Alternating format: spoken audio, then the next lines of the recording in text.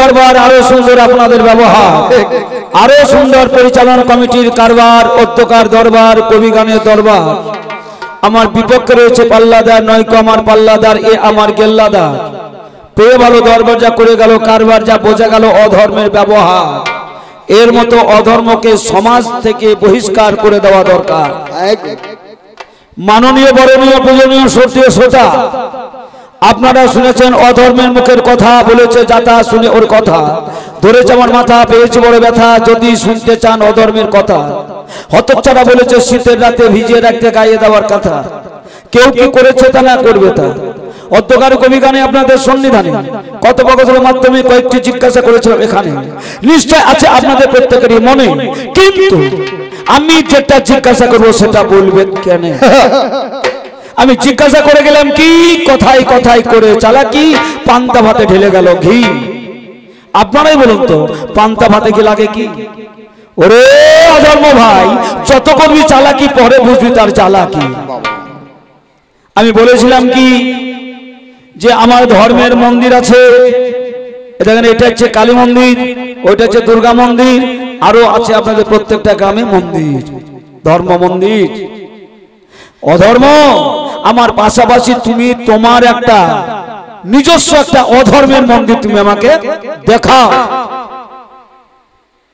প্রথম জিজ্ঞাসা করেছিলাম, আমার যেমন নিজস্ব মন্দির আছে ধর্ম মন্দির, তা তুমি একটা তোমার অধর্মের মন্দির তুমি আমাকে একটা পাশাপাশি দেখাও। বলছে তুমিও যেখানে আমিও সেখানে, তা বললে হবে? এটা বললে ওইটা হবে? তুমিও যেখানে আমিও সেখানে বললে হবে? তা এখানে অধর্মের মন্দির আছে, এটা তো ধর্মের মন্দির, তা পাশে কি অধর্মের মন্দির আছে?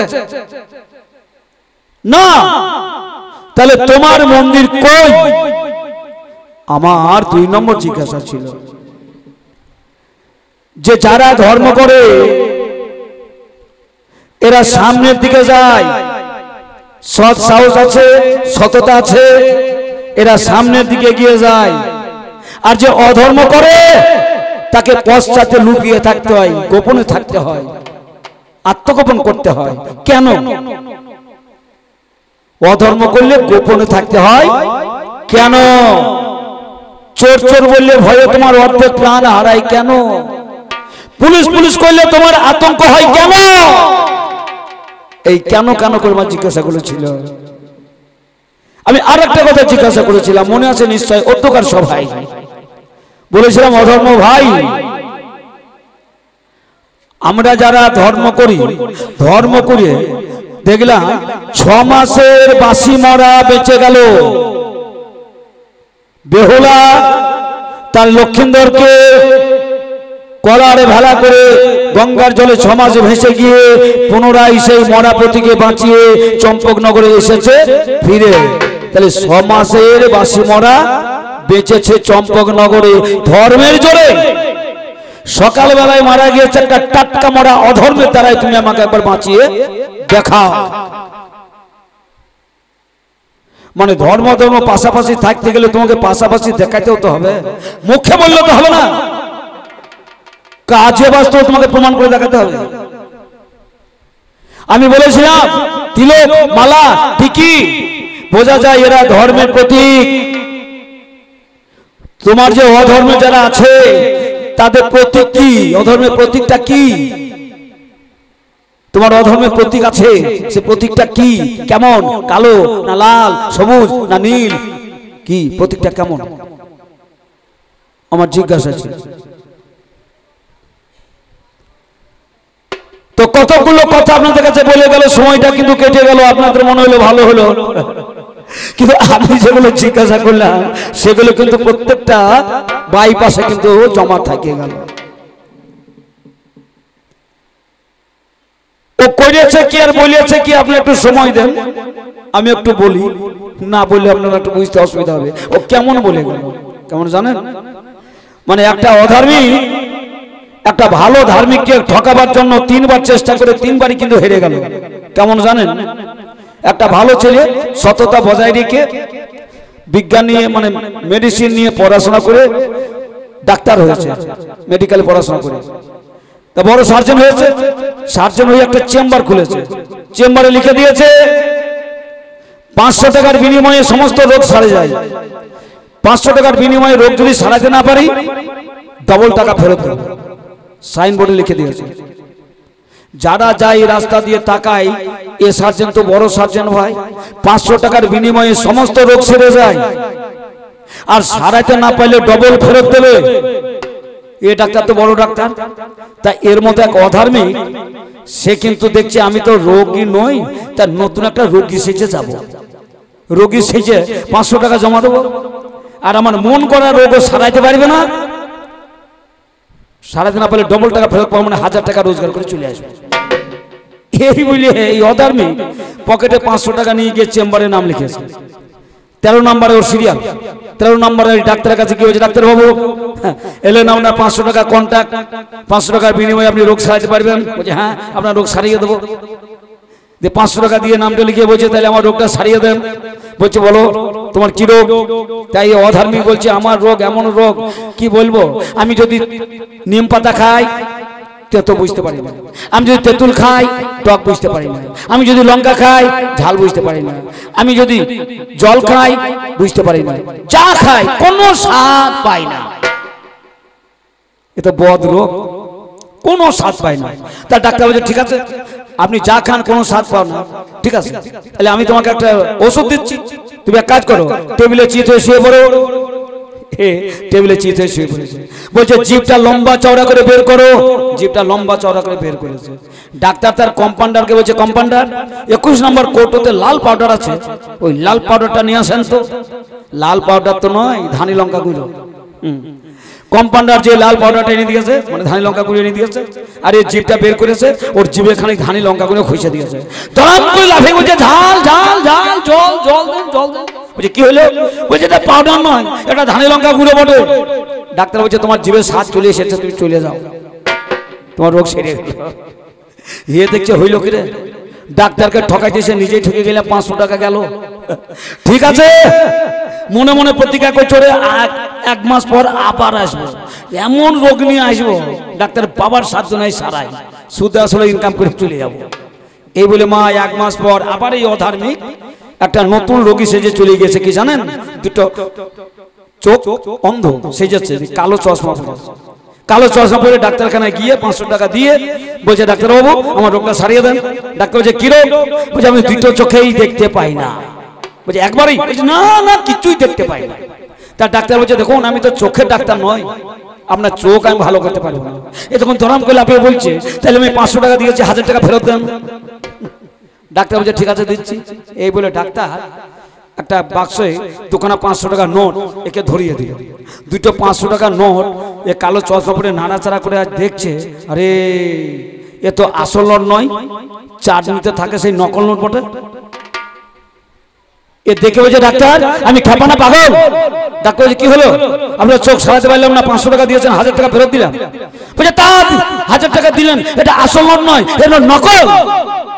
ডাক্তার আমি আসল নোট দিলাম আর তুমি বলছো নকল, তার মানে এই তো চাটনিতে থাকে সেই নোট, তো বুঝলে কি করে? বলছে এই তো বুঝতে পারলাম দেখে। বলছে যাও তোমার চোখে দৃষ্টি ফিরিয়েছে, চলে যাও। এ দেখছে হইল কি রে, আবার ঠকে গেলাম, আবার ঠকে গেলাম। মনে মনে প্রতিজ্ঞা করলো রে এবার আসবো 3 মাস পর। 3 মাস পরে সে ডাক্তারকে ঠকিয়ে সব টাকা ইনকাম করে চলে যাবো। 3 মাস পর নতুন আরেকটা রোগ নিয়ে চলে গেছে। কি রোগ জানেন? ডাক্তারখানায় গিয়ে বলছে ডাক্তারবাবু 500 টাকা নেন, আমার রোগটা সারিয়ে দেয়। ডাক্তার বলছে কি রোগ? বলছে সকালে যদি কিছু বলে দুপুরে ভুলে যায়, দুপুরে কিছু বললে বিকেলে ভুলে যায়, বিকেলে কিছু বললে সন্ধ্যায় ভুলে যায়, সন্ধ্যায় কিছু বলে রাতে ভুলে যায়, এখনকার কথা এখনই ভুলে যায়, কিছু মনে থাকে না, আমার এই রোগটা সারিয়ে দেন। ডাক্তার বলছে ঠিক আছে টেবিলে শুয়ে পড়েন। টেবিলে শুয়ে পড়েছে, বলছে জিভটা বের করেন। জিভটা বের করেছে। ডাক্তার বলছে কম্পাউন্ডার 21 নম্বর কোটোতে যে লাল পাউডার আছে সেটা নিয়ে আসেন তো। এ ধরাম করে লাফিয়ে বলছে ডাক্তার ওটা লাল পাউডার নয়, ওটা ধানি লঙ্কা গুঁড়ো বটে। ডাক্তার বলছে তুমি বুঝলে কি করে? বলছে 3 মাস আগে আমার জিভে দিয়েছিলেন। ডাক্তার বলছে যাও তোমার মনে পড়ে গেছে, রোগ ভালো হয়ে গেল, চলে যাও। এ দেখে হইল কি 3 বার ঠকাইতেছে, নিচেই ঠকে গেলাম। এই অধমের অবস্থাটা তাই। আমি ওর কাছে জিজ্ঞাসা করলাম পাশাপাশি থাকতে গেলে ধর্মে যা হয় অধর্ম করে তাই তাকে দেবে তোমায়, তবেই পাশাপাশি থাকবে ধর্ম অধর্ম দুটো ভাই। যাহা বলে গেল সবাই শুনেছেন সবাই। আমিও সুর ছন্দে ভাবছি একটু গানের ছন্দে ঢোলে তালে বলে যাই। ওরে দাঁড়ে নানা দাইরে নানা, ওরে দাঁড়ে নানা দাইরে নানা, দাইরে নানা দাইরে রে, দাইরে না দাইরে না দাইরে না দাইরে, দাঁড়ে দাইরে দাইরে রে, দাইরে না দাইরে, দাঁড়ে দাইরে, দাইরে নানা দাইরে নানা, দাইরে নানা দাইরে নানা, দাইরে না দাইরে রে, দাইরে না দাইরে না দাইরে নানা দাইরে, দিল দাইরে নে, দাইরে না দাইরে, দিল দাইরে, দিল দাইরে নে, দাইরে না দাইরে, দিল দাইরে। আচ্ছা ঔষধ খান না, ঔষধ খাননি আর খাবেন না, ঔষধ খাননি এমন ব্যক্তি যদি একবার থেকে থাকেন, মানে ট্যাবলেট খাননি, ক্যাপসুল খাননি, কিছু খাননি ঔষধ, যদি কোনো ব্যক্তি থেকে থাকেন একবার হাত তুলুন তো। ঔষধ কোনোদিন খাননি? আপনাদের কোন হাত উঠছে না, বুঝতে পারলাম ঔষধ আপনারা সবাই খেয়েছেন। তাহলে আমাদের একটা কথা স্বীকার করতে হয়, ঔষধ পরম ধর্ম, ঔষধ পরম ধর্ম, রোগীর রোগ নিবারণে, আর ধর্ম পরম বন্ধু জীবনে মরণে। ঔষধ পরম বন্ধু রোগীর রোগ নিবারণে, ধর্ম পরম বন্ধু জীবনে মরণে। অধর্ম তোমায় লাজ লাগে না হে, ও তোমায় লাজ লাগে না হে, ওই অধর্ম এমনই কথা বলতে লাজ লাগে না হে, অধর্ম লাজ লাগে না হে, তোমায় এমন কথা বল, তোমার লাজ লাগে না হে, অধর্ম লাগে না হে, এমন কথা বলতে তোমার লাজ লাগে না হে, এমন কথা বলতে তোমার লাজ লাগে না হে, এমন কথা বলতে তোমার লাজ লাগে না হে, এমন কথা বলতে। ও তোমার সোজা রাস্তা রইল পড়ে, তোমার সোজা রাস্তা রইল পড়ে, অধর্ম গেল বাঁকা পথে চলতে, পথে চলতে যাবে, পাখা পথে চল গেল, পাখা পথে চলতে যাবে, পাখা পথে চলতে তোমার লাজ লাগে না হে, এমন কথা বলতে অধর্ম লাজ লাগে না হে, এমন কথা বলতে তোমার লাজ লাগে না হে, এমন কথা বলতে তোমার লাজ লাগে না হে, এমন কথা বলতে তোমার লাজ লাগে না হে,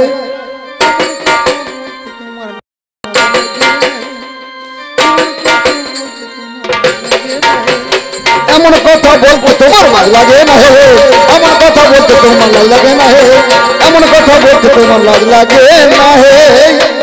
আজি কোথাকারে আগলা কানা, ঘিকে বলে কচু সানা, কোথাকারে আগলা কানা, ঘিকে বলে কচু সানা, আজি কোথাকারে কোথাকারে আগলা কানা, ঘিকে বলে কচু সানা, কোথাকারে আগলা কানা, ঘিকে বলে কচু সানা, আবার অধর্ম হবে আটা সানা, আবার অধর্ম হবে একটা সানা, অধর্ম হবে আটা সানা, হবে এই সভাতে, এই সভাতে হবে, হবে এই সভাতে হবে, এই সভা তোমার লাজ লাগে না হে, এমন কথা বলতে তোমার লাজ লাগে না হে, এমন কথা বলতে তোমার লাজ লাগে না হে, এমন কথা বলতে। অগোচার হয়েছে জকা কাশি, সে কি বাজাবে আর ফুলের বাঁশি, অগোচার হয়েছে জকা কাশি, সে বাজাবে কি আর ফুলের বাঁশি, অগোচার হয়েছে জকা কাশি, সে কি বাজাবে আর ফুলের বাঁশি, অগোচার হয়েছে জকা কাশি, সে বাজাবে কি আর ফুলের বাঁশি, আবার ব্যাঙের হয় কি সর্দি কাশি, হয় কি সত্যি কাশি, আবার ব্যাঙের হয় কি সর্দি কাশি, বাস করে সে জলেতে, ওরে বাস করে সে জলেতে, বাস করে সে জলেতে, তোমার লাজ লাগে না হে, এমন কথা বলতে তোমার লাজ লাগে না হে, এমন কথা বলতে তোমার লাজ লাগে না হে, এমন কথা বলতে তোমার লাজ লাগে না হে, এমন কথা বলতে তোমার লাজ লাগে না হে। আমি তোমার মুখে পরম সুখে আজি শুনতে গানে পাই, আমি একা শুনবো কেন, শুনেছেন সবাই, বলে গেল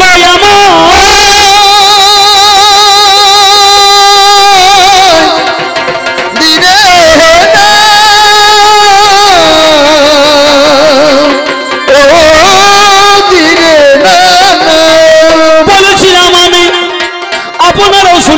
বসে আছেন যত সবাই আজ জ্ঞানী গুণী বিন্দু ধারণং জীবনং পতনং মরণং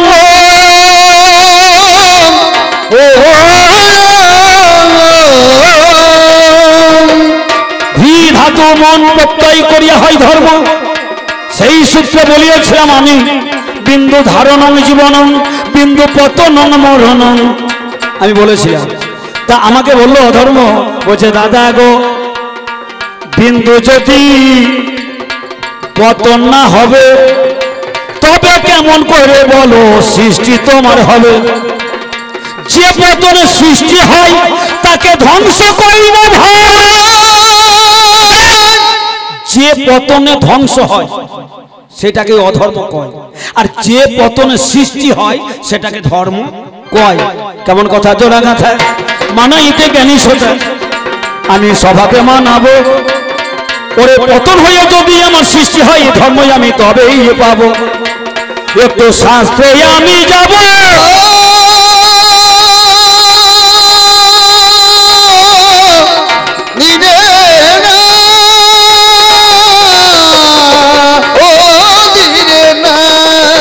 আমার বিয়ে 18 বছর পর উঠেছে কাল বৈশাখী ঝড়।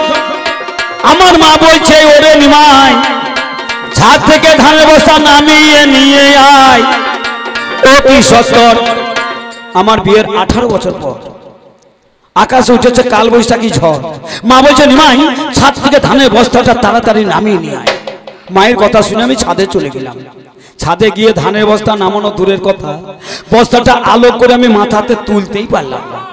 আমি খালি হাতে নেমে এলাম, খালি হাতে নেমে এলাম, খালি হাতে নেমে এলাম। মা বলছে নিমাই তোকে ধানের বস্তাটা নামাতে বললাম তুই নামে নিয়ে এলো না। আমি বললাম মা বিয়ের আগে আমি 60 কিলো ধানের বস্তা একাই নামিয়ে এনেছি। আজ বিয়ের 18 বছর পর ওই 40 কিলো ধানের বস্তাটা আজ আমি নামাতে পারলাম না মা।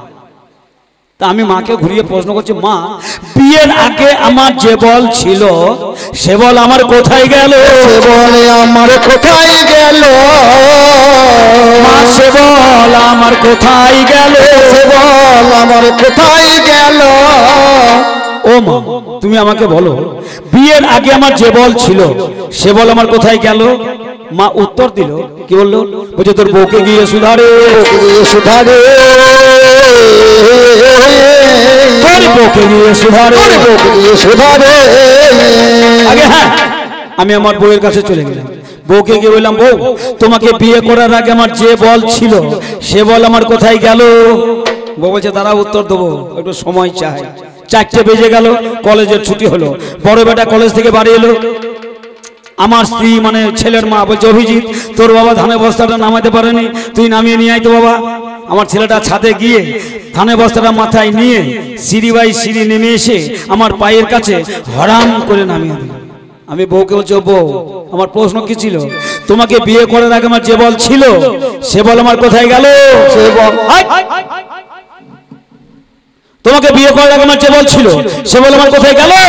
বউ বলছে বুঝতে পারছো না তোমার ওই বল গিয়েই তো এই বলে ধানের বস্তা নিয়ে এলো। আমার শুক্র রূপে গেল আর পুত্র রূপে ফিরে এলো, ফিরে এলো। আমার পুত্র রূপে বল ফিরে এলো। শুক্র রূপে গেল পতন হলো আর সেই পতন একটা জন্ম হলো। একে ধ্বংস বলে না, একে ধর্মই বলে ভাই, ধর্ম বলে ভাই। ওর পতনে যদি একটা সৃষ্টি হয় ধর্ম বলে ভাই। আমি তোমার কাছে শুনতে পাই দিরে না, ও দিরে না। আজ শুনলেন জ্ঞানী গুণী বাসা ঘরে বসে মনের হরিষে ওর কথাগুলো শুনেছি আমি। বলছে যে করবে পাবে হবে ভগবানের বাপ। তোমার কাছে খুলে বলে যায় দূরে যাবে তোমার মনের তাপ। পাপ করলে ভগবানের বাপ হয় না। বলছে যে করবে পাপ সে হবে ভগবানের বাপ। ও ওপরটা দেখেছে ভেতরটা দেখেনি, ওপরটা দেখেছে ভেতরটা দেখেনি, ও ওপরটা পড়িয়েছে ভেতরটা পড়েনি, ওপরটা পড়েছে ভেতরটা পড়েনি। প্রমাণটা কি দিল? উদাহরণে গিয়ে বলল, একদিনই দশরথের রাজা মেঘয়াতে গেল, অন্নমণির পুত্র সিংহমণি মাটির কলসি নিয়ে সাগরের কূলে বাবার মুখে জল দেব বলে জলে মাটির কলসি ডোবাই অন্নমণির ছেলে। বলছে অন্নমণির পুত্র সিন্ধুমণি বাবার মুখে জল দেবো বলে মাটির কলসিটা সাগরের নিমজ্জিত করছে, মানে ডোবাচ্ছে, আর একটা আওয়াজ হচ্ছে, আর ওই আওয়াজ শুনে দশরথ রাজা ভাবছে হরিণে জল খাচ্ছে, আর শব্দবেদীবান মেরে দিল, আর সিন্ধুমণি মারা গেল। আর সিন্ধুমণি মারা গেল, আর অন্ধমণি বলল তোর 4টে ছেলে হবে হবে হবে। ওটা এটাই বলে গেল। আসল রহস্যটা কি? সেই দিন অন্ধমণির পুত্র সিন্ধুমণি সাগরের কূলে মারা গেল দশরথের বাণে, সেদিন হয়েছিল রামায়ণে। আর আজকে কি হয় না? এটা আজও হয় ভাই, আজও হয় ভাই, আজ ওরে আমি বলে যাই আজও হয় ভাই, আমি বলে যাই আজও হয় ভাই। তাহলে অন্ধমুনির ছেলে, এখানে অন্ধমুনি বলতে কাকে বোঝায়? যার দীক্ষা হয়নি, শিক্ষা হয়নি, যে দীক্ষাগুরু আশ্রিত হয়নি, শিক্ষাগুরু আশ্রিত হয়নি, তিনি হচ্ছেন অন্ধ, এর জ্ঞান নয়ন ফোটেনি। অন্ধের পুত্র কি হবে? অন্ধের পুত্র কাম হবে, কাম। এ কামে আসক্ত, কামে জর্জরিত। সেই অন্ধ, অদীক্ষিতা, অশিক্ষিতা, তারই ছেলে যে কাম, সে কাম কোথায় যায়? সাগরে। এ সাগর কত দূরে? এ সাগর আছে ঘরে ঘরে, সাগরে আছে ঘরে ঘরে, এ সাগর আছে ঘরে ঘরে, সাগর আছে ঘরে ঘরে।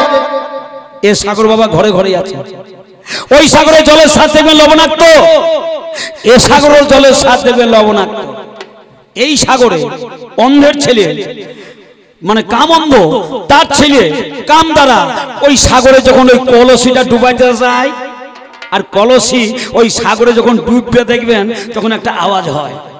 আমি খুলে বলবো না, যারা দীক্ষাগুলো আশ্রয় করেছেন, শিক্ষাগুলো আশ্রয় করেছেন, একটু মনে মনে বুঝে নেবেন।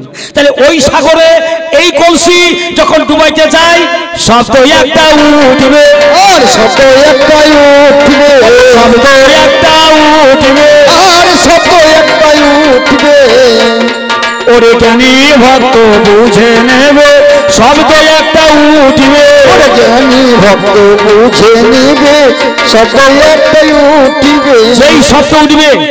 দশরথ মন কামে আসক্ত হয়ে বান ছেড়ে দিল, কাম বানে জর্জরিত হয়ে ওইখানে সিন্ধু, সত্তা রূপী সিন্ধু সাগরের জলে পড়ে গেল, সাগরের জলে পড়ে গেল, ওরে সাগরের জলে ছেলে পড়ে গেল। আচ্ছা, সাগরের জলে পড়ে গেল ছেলে, এ ছেলে থাকে কোথায়? বাবার মাথায়, মাথায় মাথায় মাথায়। ভেতরটাকে বুঝতে হবে, তারপর ওপরটাকে বলতে হবে। ওই কলসি ডুবাইতে গিয়ে সত্তারূপী সিন্ধু ওইখানে কামরূপ বানের দ্বারাই বধ হয়ে যায়। আর ওই সাগরে যখন পড়ে যায়, কিছুদিন পরে 10 মাস 10 দিন যখন হইয়া যায়, পুত্র রূপে ফিরে পায়। সিন্ধু যদি সাগরে বধ না হবে, কেমন করে পুত্র হবে? কেমন করে পুত্র হবে, ওরে কেমন করে পুত্র হবে, কেমন করে পুত্র হবে, একটু ভেবে দেখতে হবে কেমন করে পুত্র হবে। তাই এখানে লেখা আছে কি? আর ওপরটা পড়ে অধর্ম বলছে কি? যে করবে পাপ হবে ভগবানের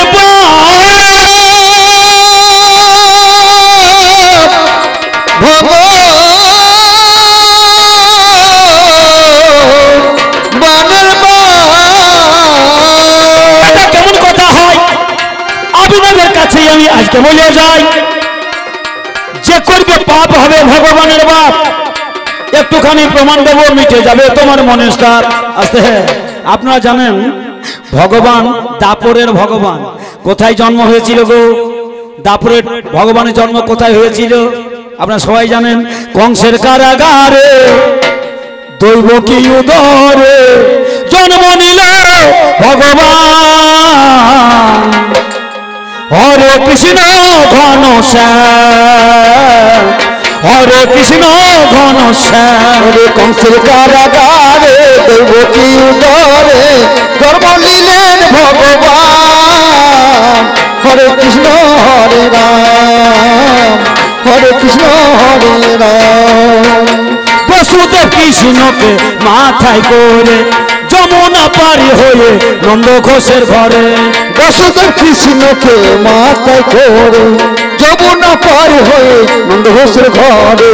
বসুদেব কৃষ্ণকে মাথায় করে যমুনা পার হলো রাধি দুপুরে।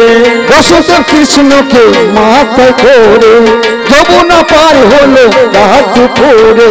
যমুনার জলে ঢেউ দেখিয়ে পড়ে গেল ভগবান। হরে কৃষ্ণ হরে রাম। কংসের কারাগারে দৈবকী উদরে ভগবান কৃষ্ণ জন্মগ্রহণ করেছিল। আর বসুদেব কি করেছিল? সেই কৃষ্ণকে মাথায় করিয়ে যমুনা পার হতে গিয়েছিল। আর কৃষ্ণকে মাথায় করে যমুনা পার হইতে গিয়ে মাথার কৃষ্ণ যমুনায় পড়ে গেল। মাথার কৃষ্ণ যমুনায় পড়ে গেল। ওরে মাথার কৃষ্ণ যমুনায় পড়ে গেল। মাথার কৃষ্ণ যমুনা পড়ে গেল। ওরে কৃষ্ণ তখন হারিয়ে গেল। এর ভেতরটা বুঝতে হবে ভাই, তোমার মতো অধর্মের চোখে ওপরটা দেখলে হবে না। প্রত্যেকটা পিতাই হচ্ছে বসুদেব। যারা আমরা বসে আছেন পুরুষ, আপনারাই বসুদেব। আপনারা যমুনা পার হইতে সবাই যান। যমুনা নদী চেনেন? ওই যমুনা দেখতে গেলে বৃন্দাবন যেতে হবে না, মথুরা যেতে হবে না, এই যমুনা ঘরে ঘরেই আছে। এই নদীর নাম যমুনা হলো কেন? যে নদীতে জম করে আনাগোনা সেই নদীর নাম হচ্ছে যমুনা। এখানে জম শব্দে কাম, এই নদীতে আনাগোনা করে। এই নদী আছে ঘরে, বুঝে নিতে হবে।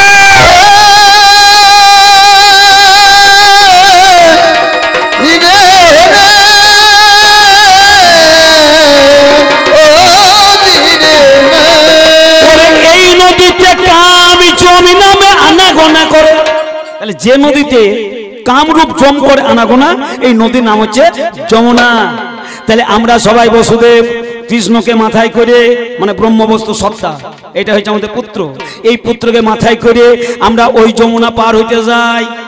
আর ওই যমুনা পার হইতে গিয়ে যেই বাবা জলে নেমে যায়, উতাল পাতাল ঢেউ হয়, আর মাথার কৃষ্ণ জলে পড়ে যায়। মাথার কৃষ্ণ জলে পড়ে যায়। তখন মাথার কৃষ্ণ জলে পড়ে যায়। তখন মাথার কৃষ্ণ জলে পড়ে যায়। ওরে বসুদেব করে তখন হাই হাই হাই। ওরে মাথার কৃষ্ণ জলে পড়ে যায়। তখন আমাদের মাথায় ব্রহ্মবস্তু কৃষ্ণ ওই জলে পড়ে যায়। আর বসুদেব অনাহত দ্বাদশ দল চক্রে আঘাত লাগে, ধরাস করে ওঠে, আর হাই হাই একটা ভাব আসে, আমার পুত্র ছিল যমুনায় হারিয়ে গেল। সন্ধান করতে লাগে, সন্ধান হইতে থাকে, দিন গুনতে থাকে। 10 মাস 10 দিন হয়ে যায়। যখন জলে পড়ে গিয়েছিল যে ধন ফিরে পাওয়া যায়, তখন নন্দের তখন আনন্দে ধরে না। নন্দে তখন আনন্দে ধরে না। ওরে নন্দের তখন আনন্দে ধরে না। নন্দের তখন আনন্দে ধরে না। ওরে কোলে এসেছে চাঁদের কোনা। নন্দের তখন আনন্দে ধরে না। তাহলে এইখানে হয় ভগবানের বাপ। আমরা সবাই ভগবানের বাবা, সবাই ওই যমুনায় এই মাথার কৃষ্ণকে আমরা হারাই। 10 মাস 10 দিন পর আবার খুঁজে পাই। আর ওই পুত্ররূপী কৃষ্ণের বাবা আমরা সবাই হই। তাহলে তোমার মুখে পরম সুখে শুনতে আরো পেলাম,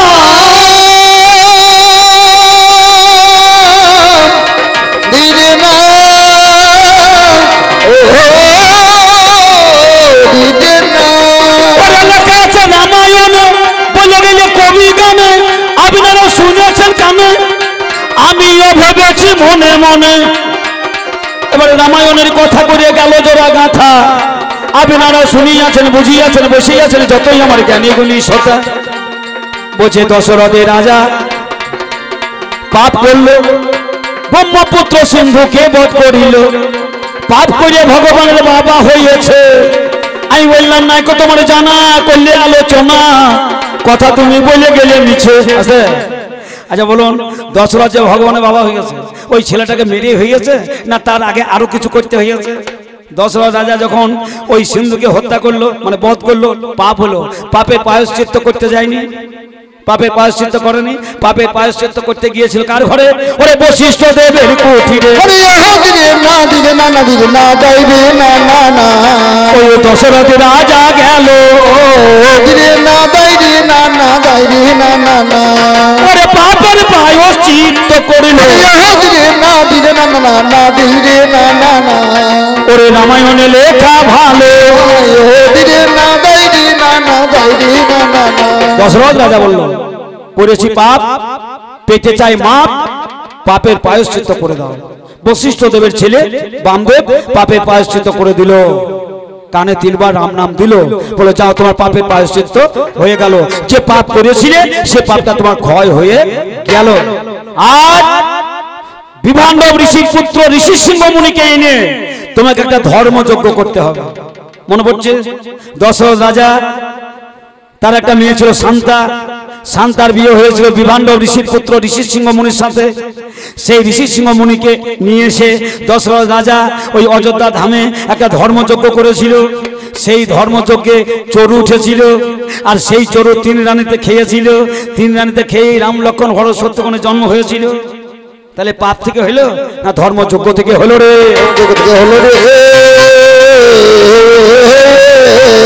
ওরে অধর্ম আমি জানাই তোর।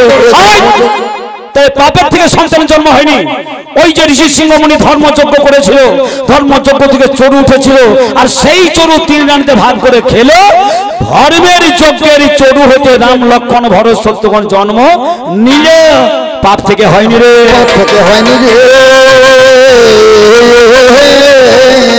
আজ অধর্ম ভাই আমি জানাই তোমার, পাপ থেকে হয়নি রে, হয়নি রে।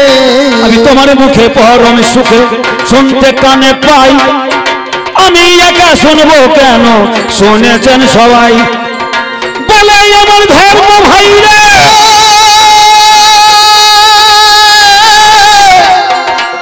ধর্ম ভাই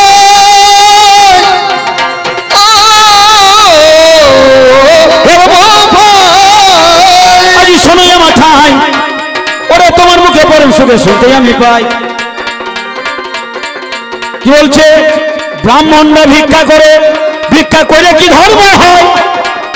ওরে আমার ধর্ম দাদা, বলবে তুমি কথা সদা, তোমার মুখে পরম সুখে শুনতে আমি চাই। ওরে বাড়ি বাড়ি ভিক্ষা করে কেমন ধর্ম হলো রে?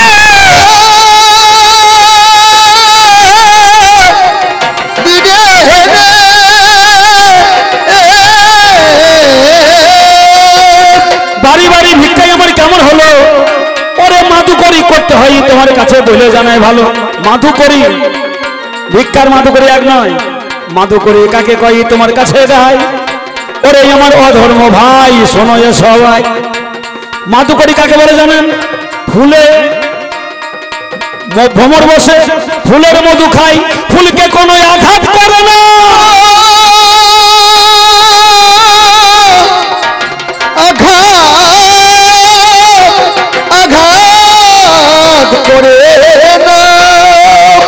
মধুমাছি ফুলে বসে মধু পান করে, কিন্তু ফুলের কোনো পাপড়িতে আঘাত করে না। এ ভিক্ষা কেমন? ভিখারি বাড়ি বাড়ি ভিক্ষা করবে, দিলেও খুশি, না দিলেও খুশি, মান অভিমান থাকে না। মধুমাছি যেমন ফুলকে আঘাত করে না অথচ মধু পান করে, এ ভিখারি সেই রকম ভিক্ষা দিলেও যত খুশি, ভিক্ষা না পেলেও তত খুশি, মান অভিমান থাকে না তার অন্তরে। একে বলে মধুকরী। সেই দিনকার কথা তোমার কাছে আমি প্রকাশ করি। অবন্তী নগর ঘর সন্দীপনী মনি,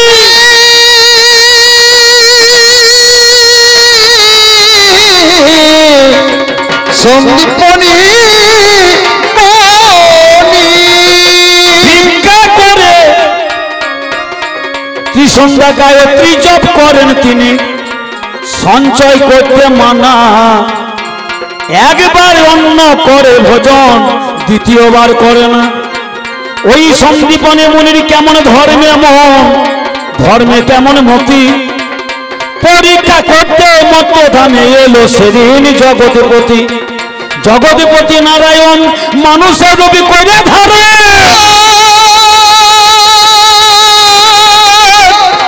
মানুষের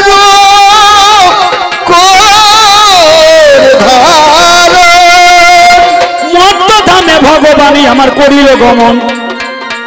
সন্দীপনী মুনি কেমন ধার্মিক ব্রাহ্মণ, পরীক্ষার কারণ মত্তধামে আগমন, স্বয়ং নারায়ণ মানুষের রূপ করে ধারণ।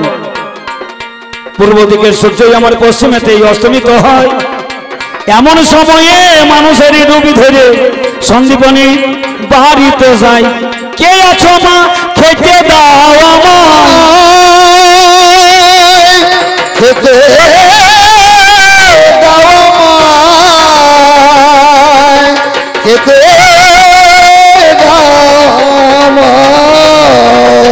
মানুষের রূপ ধরে ভগবান সন্ধ্যা আগত এমত সময় ওই সন্দীপনীর মুনির বাড়িতে গিয়ে সেই নররূপী রূপ ধারণ করে বলছে, মা কি আছো, ও মা কি আছো, আমায় খেতে দাও, খেতে দাও, খেতে দাও, খেতে দাও, বড় খিদে পেয়েছে আমার, খেতে দাও, খেতে দাও, বড় খিদে পেয়েছে আমায়, খেতে দাও, খেতে দাও। মুনিপত্নী ব্রাহ্মণী বলছে, কে বাবা তুমি, তোমাকে তো চিনি না, জানি না, অচেনা, সারাদিন কেটে গেল, সন্ধ্যাবেলায় এলে খেতে পাওনি, তুমি কে? তা বলছে, মা গো আমি অজানা অচেনা অদেশ থেকে এসেছি, আমি রাস্তা হারিয়ে ফেলেছি মা, বাড়িতে ফিরবো সে রাস্তা আমি খুঁজে পেলাম না, রাস্তার সন্ধান করতে করতে বড় খিদে পেয়েছি আমি, বড় খিদে পেয়েছি আমি, মাগো খিদের জ্বালাতে আজ পড়েছি আমি, খিদের জ্বালাতে আজ পড়েছি আজ আমি, কিছু খেতে আমায় দাও মা তুমি, খিদের জ্বালাতে আজ পড়েছি মা আজ আমি খিদের জ্বালায় পড়েছি মা, এ খিদে কোনোদিন আমি পাইনি, আমার কিছু খেতে দাও। এইবারে ব্রাহ্মণী করে কি উপায়, ওরে ব্রাহ্মণের ঘরে সঞ্চয় বলতে কোনো খাদ্য নাই, তারা করে ব্রাহ্মণে বসতে দিলে আসো। ব্রাহ্মণী বলছে, বাবা পথিক তোমায় করে নিবেদন, ভিক্ষায় গেছে আমার ব্রাহ্মণ,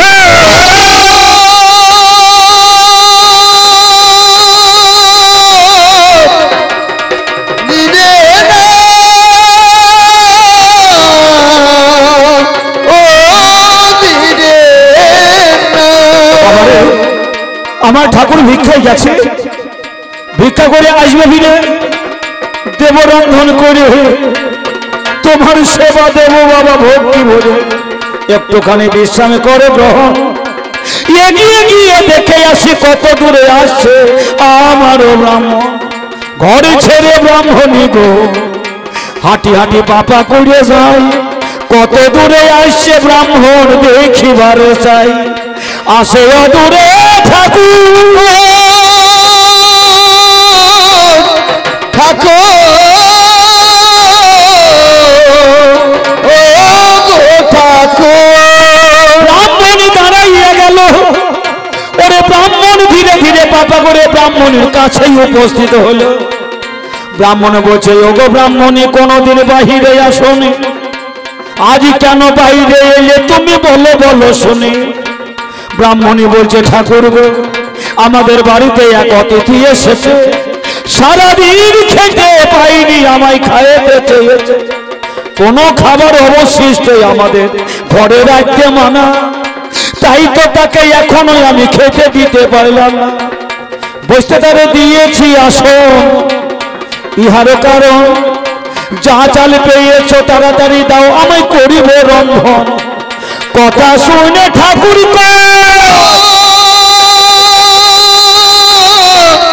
ধীরে না ও ধীরে না।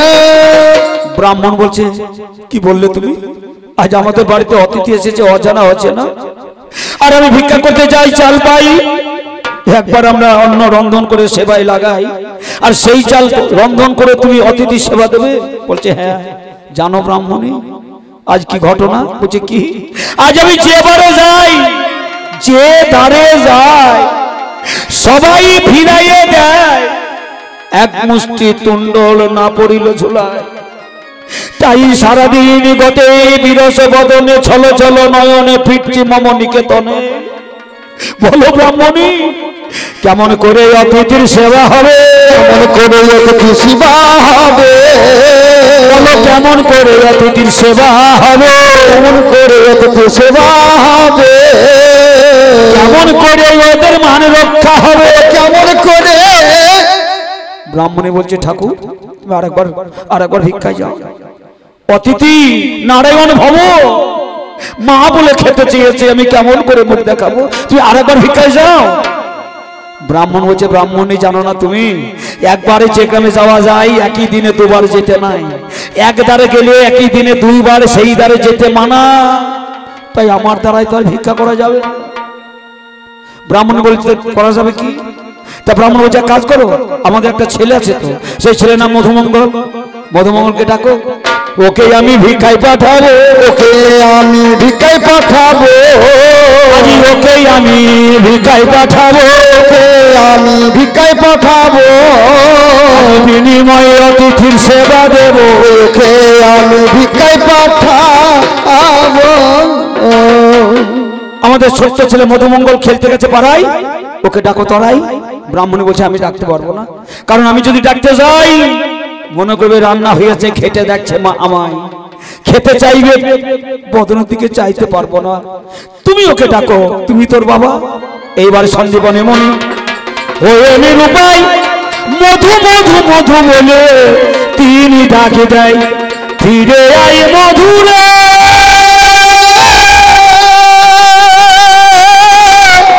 ফিরে আয় ওরে মধুরে,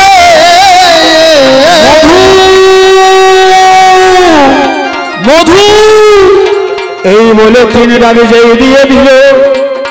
ওরে পাড়া ছেলেদের সাথে মধুমঙ্গল খেলতেছিল, খেলা ফেলে মধুমঙ্গল ছুটে যায়। বাবা ডাকছে ওরে ভাই খেলার সময় তো আর নাই, বাবার কাছে যায়।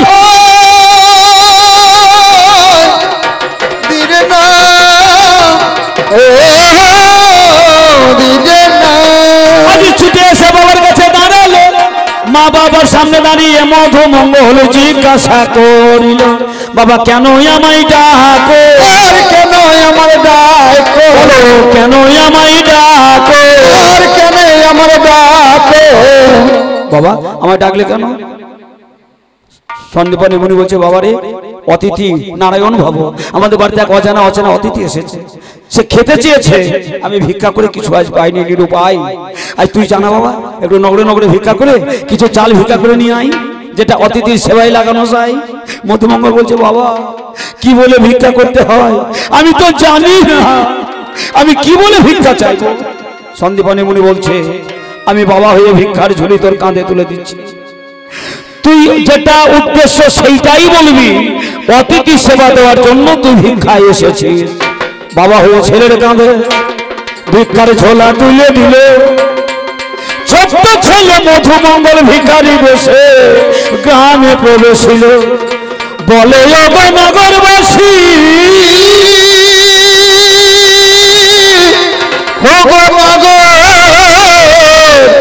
ওগো নগরবাসী, বাড়িতে এসেছে অতিথি, সেই জন্য আপনাদের দ্বারে অসময়ে আমি ভিক্ষায় আসি।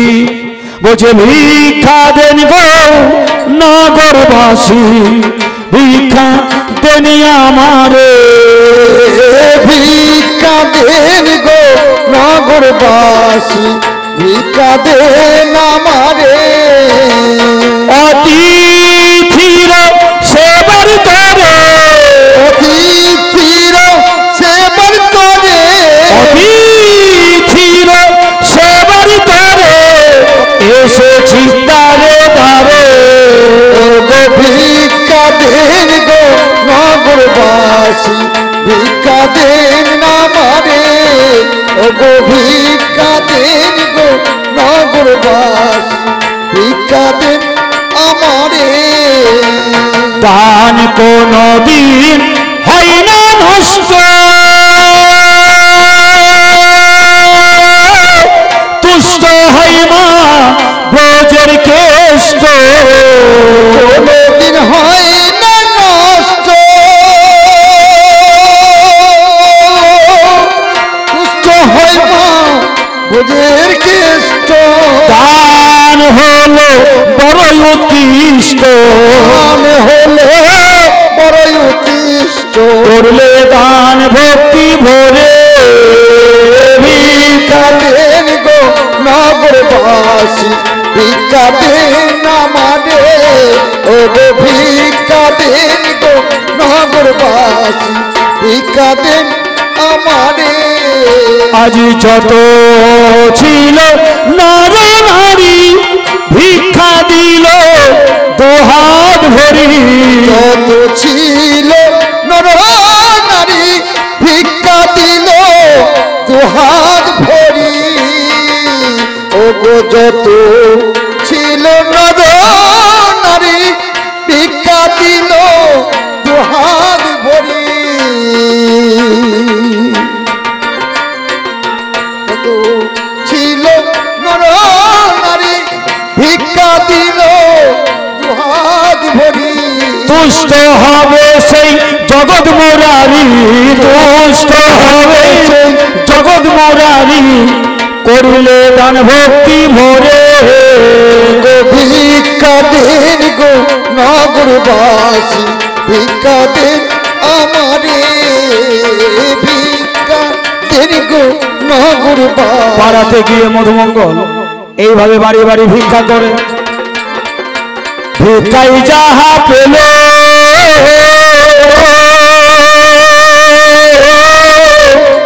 ভিক্ষা ভিক্ষা যাহা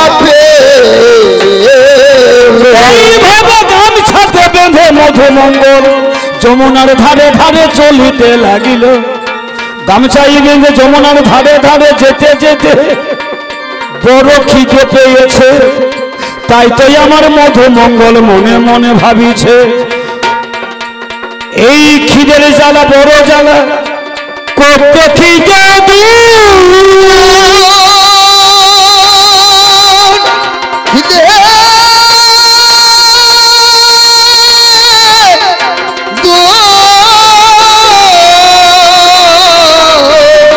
সারাদিন কেটে গেছে সন্ধ্যাবেলায় সেই চালের ঝোলাটা নিয়ে যমুনার ধারে ধারে মধুমঙ্গল আস্তে আস্তে ওরও তো খিদে পেয়েছে মধুমঙ্গল ভাবলো এই ঝোলার এক মুষ্টি চাল দন্তে চর্বণ করে খিদেটা আমি দূর করি তারপর ফিরে যাব তাড়াতাড়ি এ বলে চালটা হাতে তুলে মুখে দিতে যাবে এমন সময় মধুমঙ্গলের মনে পড়লো না এই ভিক্ষা তো আমার জন্য করি নাই আমি অতিথির জন্য ভিক্ষা করেছি এই চালে আমার কোনো অধিকার নাই আমি এই চাল খাবো না এই চাল খাবো না আমি এই চাল খাবো না এই চাল খাবো না অতিথি সেবাই লাগাবো এই চাল খাবো না অতিথির সেবায় লাগাবো এই চাল খাবো এই চালে আমার অধিকার নেই আমি খেতে পারি না অতিথি সেবায় লাগাবো এই বলে মধুমঙ্গল ভাবলো ঠিক আছে চালে না হয় অধিকার নেই যমুনার জলে তো অধিকার আছে একটু যমুনার জল পান করে খিদেটা দূর করে ফিরে যায় ঘরে এই বলে চালের ঝোলাটা বগলে ভরে এইভাবে দুহাত ভরে যমুনার জল যেই পান করতে যাচ্ছে আরে ভগবান যমুনা গো যে যমুনা যে মধুমঙ্গল তোমার জল খেতে নেমেছে তিনটি ঢেউ দিয়ে মধুমঙ্গল ভিক্ষার ঝোলাটা তুমি কেড়ে নাও ভগবানের ইশারা বুঝতে পেরে যমুনা তিনটি ঢেউ দিয়ে মধুমঙ্গলের চালের ঝোলাটা কেড়ে নিল আর সেই ভিক্ষার ঝোলাটা ভাসতে লাগলো মধু বলছে যমুনা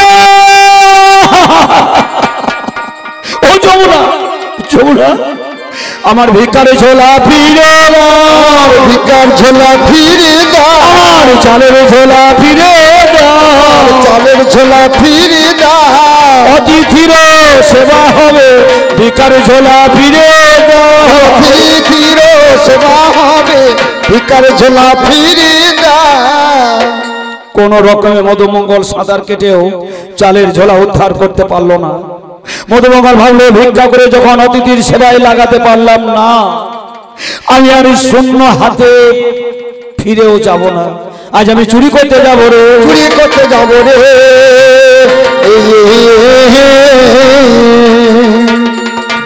মধুমঙ্গল ভাবলো চুরি করতে যাব, ওই যে বললো সাধু তস্কর মানে সাধু চোর। মধুমঙ্গল বলছে আজ আমি চুরি করতে যাব রে, চুরি করতে যাব রে। ওই অতিথির সেবার পরে চুরি করতে যাব রে। মধুমঙ্গল বললো ভিক্ষা করে যখন আমি অতিথি সেবায় লাগতে পারলাম না, ভগবান আজ আমি চুরি করতে যাব ভগবান।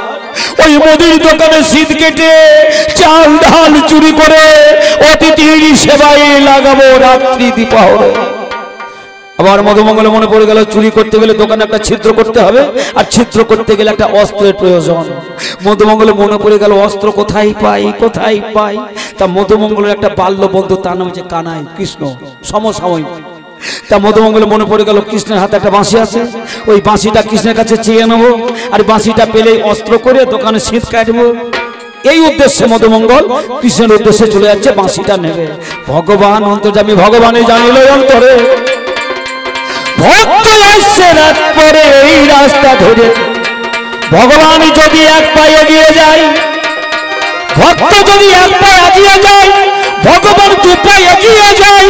ভক্তের সাথে ভগবানের যদি সাক্ষাৎ হয়, এই বলে কৃষ্ণ আগাইয়ে যায়। এদিকে মধুমঙ্গল হেঁটে যায়, রাস্তার মাঝখানে দুইজনের সাক্ষাৎ হয়।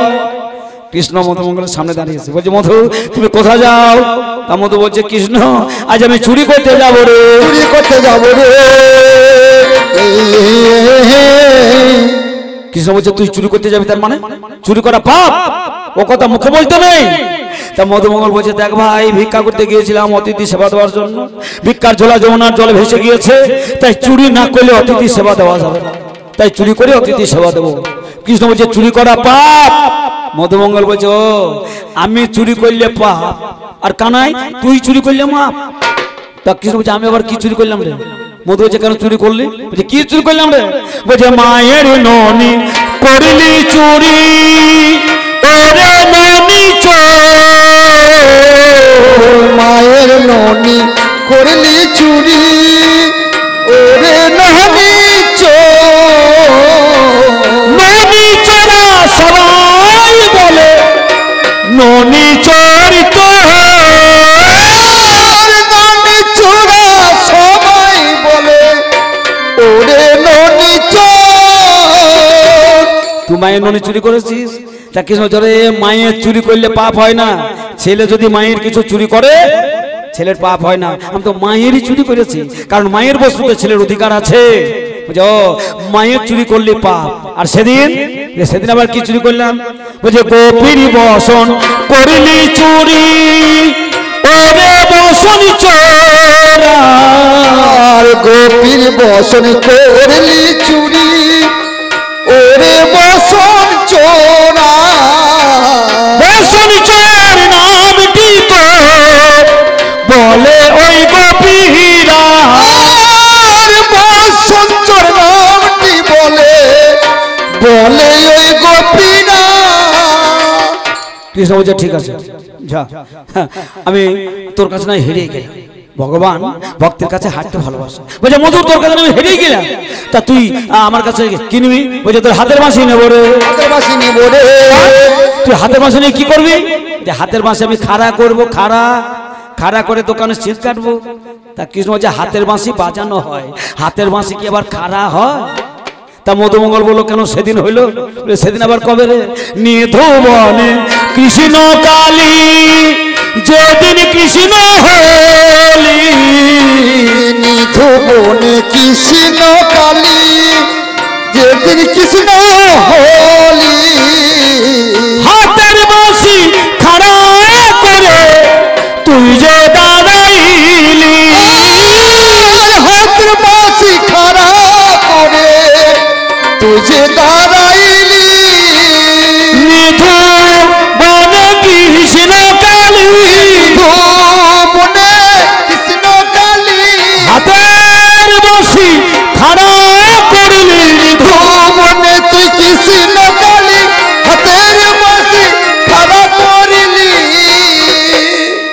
কৃষ্ণ বলছে মধু তোকে হাতের মাসে আমি দিয়ে দিলাম, যা তুই যেটা চাইবি সেটাই হবে।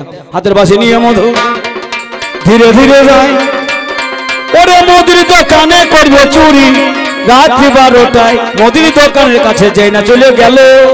হাতের বাঁশিকে বলছে খাড়া হও কথা শোনো ভালো। হাতের বাঁশি তুমি খাড়া হও। হাতের বাঁশিটা খাড়া হয়ে গেছে। মধুর দোকানে আঘাত করে আঘাত করে আঘাত করে একটু রাস্তা করেছে, যে দোকানের ভেতর ঢুকে গিয়েছে। দোকানের ভেতর ঢুকে চাল ডাল চুরি করছে, মেপে মেপে নিচ্ছে চাল আর মেপে মেপে নিচ্ছে ডাল। এ কেমন চোর দেখো, চুরি করছে তা মেপে মেপে। কেন বলুন তো? মধুমঙ্গল মনে মনে ভাবছে আজকে যতটুকু নিচ্ছি চাল, যতটুকু নিচ্ছি ডাল, আগামীকাল ভিক্ষা করে আবার ফেরত দেবো রাত্রি কাল। এ চোর সেই চোর, আজকে যতটুকু নিচ্ছি আগামীকাল ভিক্ষা করে ততটুকুই রাত্রি দ্বিপহরে দেবো। এবার চাল ডাল নিয়ে গামছায় বেঁধে হাতটাকে বের করেছে আর মাথাটাকে বের করেছে আর গোটা দেহটা দোকানের ভেতর আছে। এমন সময় ভগবান মধু বলছে মধু তুমি ঘুরিয়ে দেখো না, তোমার দোকানে চুরি হয়ে যায়, তুমি চোরকে ধরো। দৈববাণী বুঝতে পেরে মধু দোকানে ছুটে এসে দেখছে একটা চোর চুরি করে পালাচ্ছে, আর দোকানদার ছুটে এসে মধুমঙ্গল দুই পায়ে চেপে ধরে ফেলেছে। মধু টানছে বাইরের দিকে আর দোকানদার টানছে ভেতর দিকে। আজ টানা টানি লেগেছে, টানাটানি লেগেছে, এবার টানা টানি লেগেছে, টানাটানি লেগেছে, টানাটানি লেগে গেছে। মধু কিন্তু মুক্ত হতে পারছে না। রাত্রি 12টা যাই আমার অমনি হয়ে গেল। ওরে মধুমঙ্গলের বাবা সন্দীপনের মনে মনে আতঙ্ক জাগিল। অজানা অচেনা দেশে ছেলে ভিক্ষা করতে যায়। ওরে রাস্তা বোধহয় হারিয়ে ফেলেছে, আমি একটু সন্ধান করতে যাই। এই বলে সন্দীপনী মনি ছেলের সন্ধানে নিশিক্ষণে রাস্তা ধরে যায়। ওরে গভীর নিশীতে বাবা ছেলের গায়ের গন্ধ বুঝতে পেরে যায়। বাবা তো ছেলের গায়ের গন্ধ বুঝতে পেরেছে, আশপাশে কোথায় আমার মধু আছে। এই বলে নাকি শুনে সন্দীপনী মুনি বলছে মধু, বলছে বাবা, বলছে কোথায় রে বাবা? আমি ধরা পড়ে গিয়েছি, ধরা পড়ে গিয়েছি। ধরা পড়েছি মানে তুই ভিক্ষা করতে যাসনি?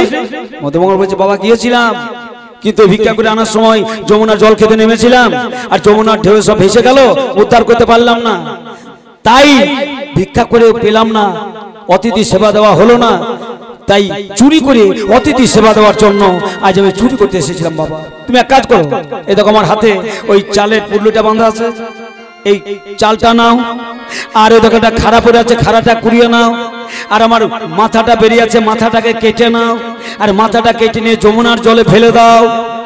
সন্দীপনী মুনি বলছে কেন?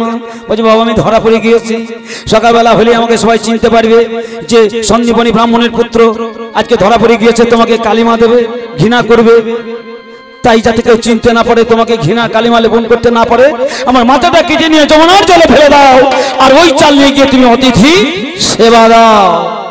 এইবার সন্দীপনী মুনি সেই থালা তুলে নিল হাতে।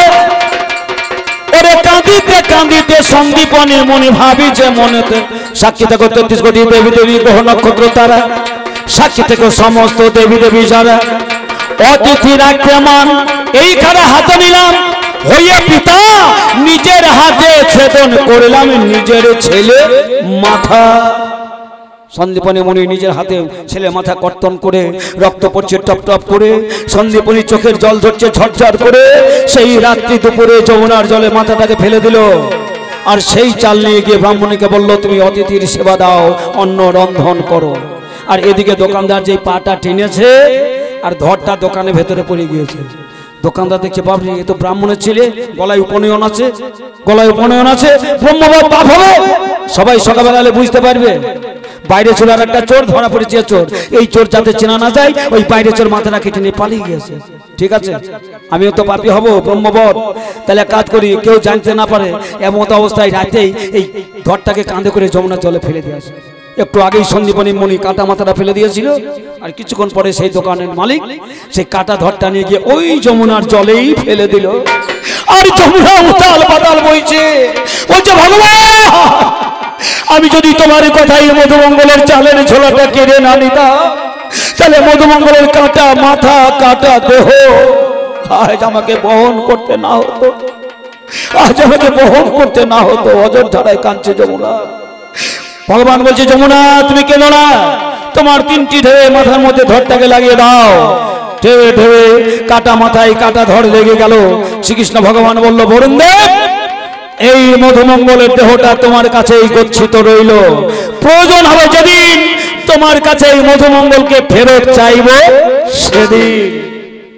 বরুণ দেবতা জলের দেবতাকে গচ্ছিত রেখে দিল। এদিকে ব্রাহ্মণী অন্ন রন্ধন করলো, ব্রাহ্মণের সেবা দিল।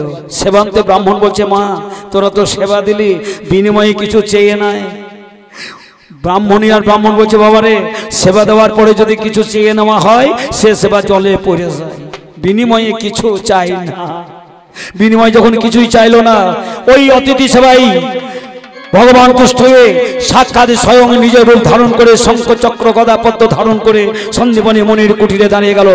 দেখ মা, তোদের ঘরে অতিথি রূপে আজ কে এসেছিল, তোরা করেছিস ধর্ম, কাঁদতে কাঁদতে গেল জন্ম, তোদের কন্দনের জলে আজ যাবে না তোদের চোখের জল বিফলে, স্বয়ং ভগবান এসেছে তোদের সেবা নেব বলে। তোরা ভগবানের সেবা দিলি মা, চোখের জল কোনোদিন বিফলে হয় না, চোখের জল কোনোদিন বিফল হয় না, তোদের চোখের জল কোনোদিন বিফল হবে না, চোখের জল কোনোদিন বিফল হবে না। কি চেয়ে নিবি চেয়ে নে না, চোখের জল বিফল হবে না।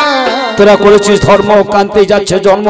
তা শোন, তোরা যে আমাকে সেবা দিলি এর কারণ স্বয়ং ভগবান শ্রীকৃষ্ণ তোদের গৃহে আসবে, শিষ্য রূপে তোরা করবি বরণ। 4 বেদ 14 শাস্ত্র 18 পুরাণ করতে অধ্যয়ন, আসবে শ্রীকৃষ্ণ বলরামে দুজন।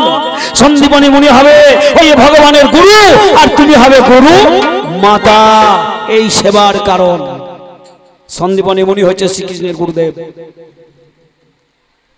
তাহলে বল ধর্ম কাকে বলে? দেখুন, ধর্মের জোরে ভগবান এলো ভক্তের ঘরে শিষ্য রূপ ধারণ করে। একেই আমার ধর্ম বলে রে, একে আমার ধর্ম বলে রে, একে আমার ধর্ম বলে রে, একে আমার ধর্ম বলে রে। অধর্ম ভাই তোমায় জানাই খুলে, একে আমার ধর্ম বলে রে। আজ শোনো শোনো অধর্ম তুমি, আরে দিরে না দিরে না না দিরে না দাইরে না না না, আজ শোনো আমার ঠাই, দিরে না দাইরে না না দাইরে না না না। ওরে কেমন আমার হয় রে ব্রাহ্মণ, দিরে না দিরে না না দিরে না দাইরে না না না, সে যে ভগবানের গুরু হয়। দিরে না দাইরে। তাহলে ব্রাহ্মণ কাকে বলে? দেখুন, এমন ব্রাহ্মণ সে ভগবানের গুরু হলো রে। ভগবানের বলছে বৈষ্ণব থেকে রাগ হয় যেন মনে হয় 2-4 চড়ায়। একে কেউ মারা লোক আছে? এত বড় সাহস! বলছে বৈষ্ণবদের দিকে আমার রাগ হয় মনে হয় 2-4 চড়ায়। বলেনি সবাই? আর ওই কথা শুনে আপনার হাসতে খুব মজা লাগছে নাকি? এটা কি হলো জানেন? বীরভূমের কলঙ্ক, বীরভূম জেলার কলঙ্ক জেনে রাখবেন। এই বীরভূম জেলার কেউ যদি বলে বৈষ্ণবদের থেকে রাগ হয় মনে হয় 2-4 চড়াই, এটা বীরভূমের কলঙ্ক ছাড়া আর কিছু নয়। একে অধর্ম বলে রে, অধর্ম বলে রে, একে অধর্মই বলে রে, অধর্ম বলে রে। এত বড় কথা কি আসলে বলে রে? বৈষ্ণবদের গোটা বৈষ্ণব সমাজকে চড়ানো হলো। বৈষ্ণবদের মনে হয় চড়াই, তার মানে গোটা বৈষ্ণব সম্প্রদায়কে চড়ানোই হলো। তবে ও হয়তো বলেছে কালে চড়াই, কিন্তু আপনারা কেউ রাগ করবেন না যদি থাকেন সাধুগুরু বৈষ্ণব গোসাই। আমারও মনে হয় ওই যারা সাধুগুরু বৈষ্ণব আছে তাদেরকে চড়াই, আমারও মনে হয়। তবে আমি কোন চড়াই? আমার মাথায় চড়াই, আমার কাঁধে চড়াই, আমার বুকে চড়াই, আমার ঊর্ধ্বে তাদেরকে চড়াই, আর আমি ধরি তাদেরও পাই, আমি ধরি তাদেরও পাই, আমি ধরি বৈষ্ণবের পাই। যদি ভগবান পেতে চান আগে নাম পড়ে না, আগে নাম পড়ে না, আগে নাম পড়ে না, আগে নাম পড়ে না, তবেই পাবে ভগবান। আগে নাম পড়ে না, তবেই পাবি ভগবান। আগে নাম পড়ে না, যদি পেতে চান ভগবান আগে নাম পড়ে না। তাহলে আগে নাম পরে নাম মানে কোথা থেকে নামবেন? আগে অহংকারের আসন থেকে নাম, আগে অহংকারের আসন থেকে নাম, পরে নাম সাধুগুরু বৈষ্ণবের চরণে নাম, তবে মিলবে ভগবান। তবে মিলবে ভগবান। ওরে আগে নাম পরে নামে তবে মিলবে ভগবান। যদি ভগবানকে পেতে চাও ছোট হও ছোট হও, ছোট হও ছোট হও। যদি ভগবানকে তুমি পেতে চাও ছোট হও ছোট হও, ভগবানকে তুমি পেতে চাও ছোট হও ছোট হও। যদি ভগবানকে পেতে চাও ছোট হও। কত ছোট হবেন? আম গাছের মতো না, তাহলে কত ছোট হবেন? ধান গাছের মতো না আরো ছোট? তাহলে ওল গাছের মতো না আরো ছোট? তাহলে দুর্বা ঘাসের মতো না আরো ছোট? দুর্বা ঘাসের থেকেও যদি ছোট হইতে হয় তাহলে কি হইতে হবে? মাটি হইতে হবে। আর মাটি যদি হওয়া যায় সাধুগুরু বৈষ্ণবের চরণ ধুলো ওই মাটিতেই মিশে যায়। আর ওই চরণ ধুলো যদি একবার গায়ে লেগে যায় শত জন্মের পাপ হয়ে যায় ক্ষয়। একবার যদি মাটির মতো মনকে তৈরি করা যায়। আচ্ছা মা, একটা জল ভরা বড় কলসি, তার পাশে আছে একটা ছোট্ট গ্লাস, মানে কোনটা বড়? একটা বড় জল ভর্তি কলসি আর পাশে আছে একটা ছোট্ট গ্লাস, মানে কোনটা বড়? কলসিটা বড় না গ্লাসটা বড়? কোনটা বড় গো? গ্লাসটা বড়। কারণ কলসি যতই বড় হোক ওই কলসির জল যখন গড়াতে যাবেন ওই বড় কলসিটা দেখবেন ছোট্ট গ্লাসের কাছে মাথা নত করবে। এই গুণ যদি না থাকে মা, ধর্ম হবে না, ভগবানকেও পাওয়া যাবে না। আর এ কি বলছে দেখুন, এই বৈষ্ণব থেকে রাগ হয় মনে হয় দুচর চড়াই দেয়, দুচর চড়াই দেয় বলছে, এইটাই বড় অপরাধ। আমিও তো বললাম চড়াই, আমিও বললাম চড়াই, কাঁধে চড়াই, মাথায় চড়াই, পিঠে চড়াই, বুকে চড়াই, হ্যাঁ? আর বলছে মনে হয় যেন দুচর চড়াই, একটা কিন্তু এক হবে না। শোনো শোনো, অধর্ম এটাই তোমার হইরে কর্ম,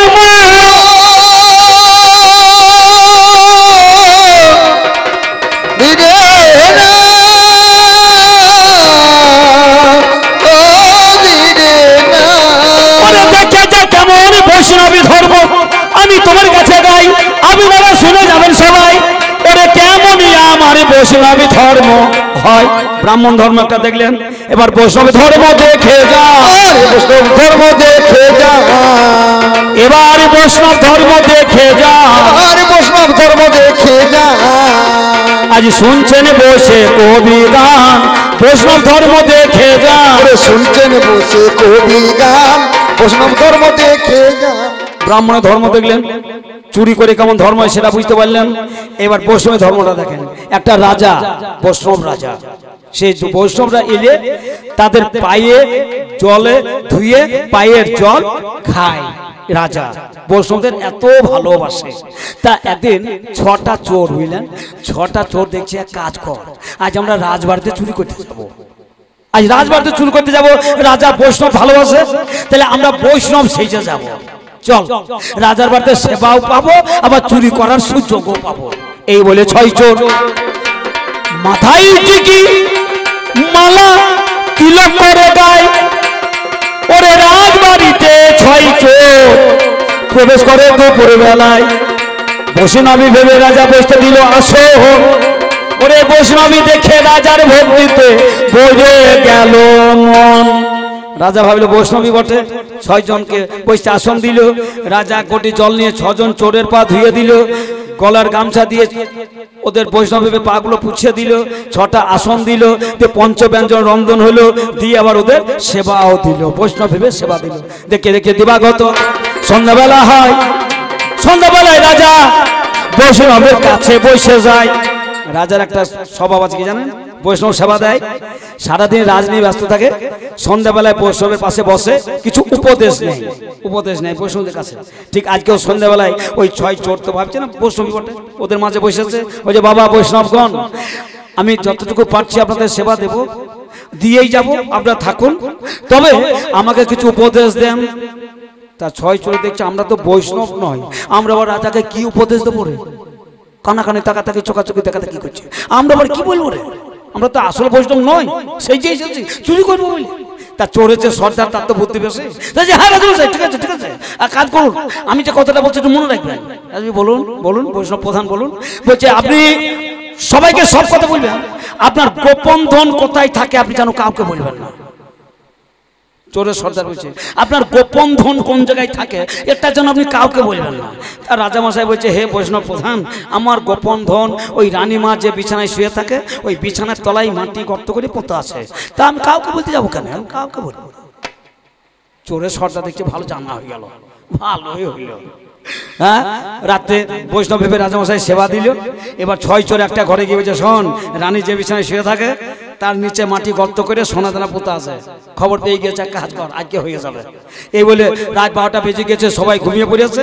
আরে রানী কিন্তু যে খাটে শুয়ে আছে সেই ঘরে 6 জন চোর ঢুকে গেছে। বলছে রানী জেগে যাবে, এক কাজ কর, আগে রানীর গলাটাকে কেটে দে, রানীর গলাটাকে কেটে দে। চোরের সর্দার যে বললো, আর একটা চোর গিয়ে রানীর মুখে চেপে ধরে গলাটাকে কেটে দিল। আর ছটপট করতে করতে রানী মারা গেল। আর দেখছি নিচে গর্ত করে সোনা দানা ভরে 6 চোর চুরি করে চলে যাচ্ছে। আর একা করে 7টা দাঁড়িয়ে আছে, এ দাঁড়িয়ে ওদের সব দাঁড়িয়ে ছেড়ে দিল। একদম দুধ বলছে রাজামশাই, রাজামশাই রানীর বিছানা রক্তে ভেসে যায়। রাজা বলে কি হলো? বলে রানীকে খুন করে দিয়েছে, খুন করে দিয়েছে। ওরে রক্তাক্ত দেহে রানী পড়ে রয়েছে, খুন করে দিয়েছে। ওই যে রানীকে খুন করলো কে? ওই যে আপনার 6টা বৈষ্ণব এসেছিল দিনের বেলায়, ওরা বৈষ্ণব নয়, ওরা 6 চোর।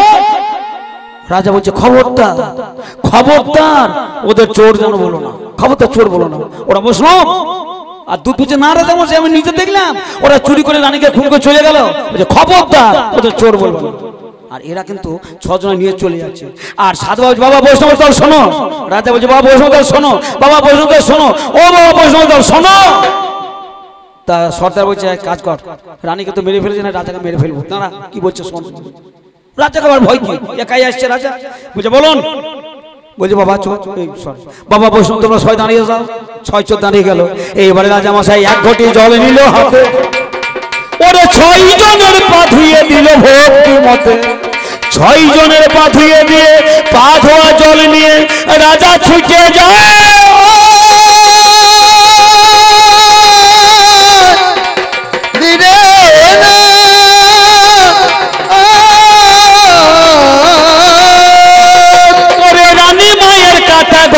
সেই জল বলিয়ে দেয়, রানী মায়ের কাটা গলায় সেই জল যেই দিল, ওরে কাটা ভালো হলো, রানী বেঁচে গেল।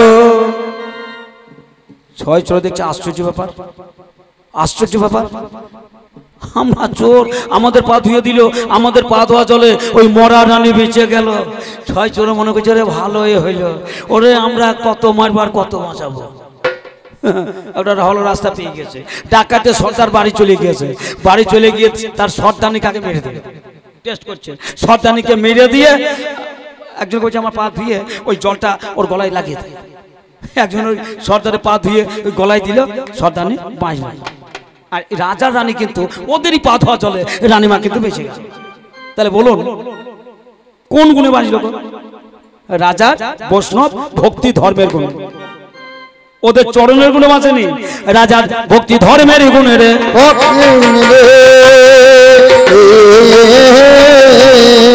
আমি বলে জানাই অধর্ম আজ তোমারে ধর্মের গুণ রে। কেমন আমার বৈষ্ণব ধর্ম, শোনো ধর্ম ভাই, তোমার কাছে পরম সুখে আমি বলে যাই, ওরে বলে গেলে আমার ওরে দিবে না, ও দিবে না। ওরে একে বলে ধর্ম, দেখে যাও চোখে। আর একটা কথা বলে গেছে ধর্ম, জানাই ও ধর্ম তোকে। বলছে ধর্মের মন্দিরে আমার পুজো হয়, কে না তো বলছে হাতও নাই পাও নাই, মাথাটা আছে দেহটা আছে, শিবের ঘরে ভরা।